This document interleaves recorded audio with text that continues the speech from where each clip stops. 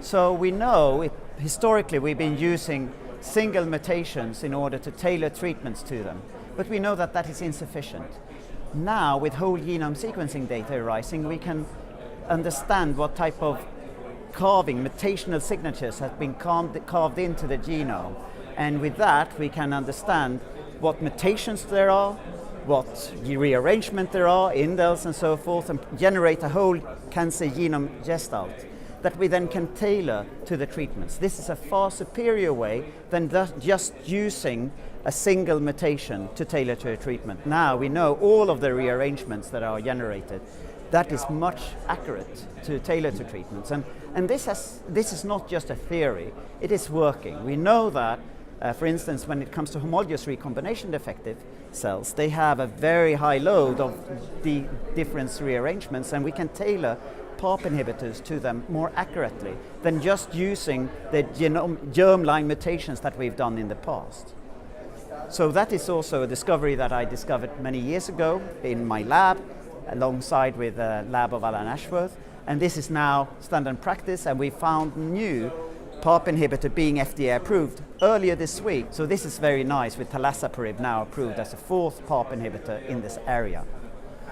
We also know that these mutational signatures can be generated by, for instance, mismatch repair defective cancers.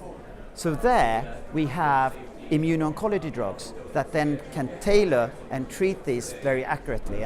And a year ago, immunocology drugs, Keynote, was approved by the FDA regardless of cancer origin, because only tailored to this mutational signature or the microsatellite unstable tumors that they use, but we can now use a more refined method to do this, and this is what we will see in the future. I also described targeting the DNA damage response. So we can do this with ATR inhibitors, with PARP inhibitors, with many other inhibitors, and it's all boiling down to replication stress that is present in cancer but not in normal cells.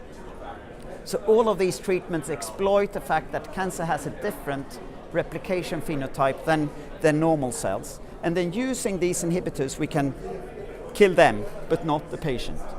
Now we learn how these are progressing through the clinic and how we can use them either as standalone or in combination with immunocology drugs or combination with each other. So this is something that we are really interested in, seeing what's going to happen in the future.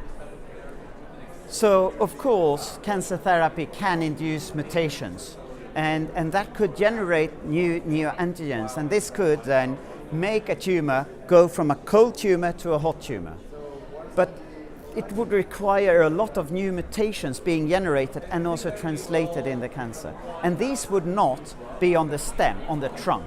These would be on the branches. So that would not generate something to kill off all the cells. It would potentially kill off a few. So I think that many in the field are a little skeptic about that approach. However, causing DNA damage is going to generate a lot of DNA, which is activating the innate immune system, STING pathway, that then CGAS, that then trigger an innate immune system that then will also make the cancer more immunogenic. And that might, in combination with immuno-oncology drugs, be more effective.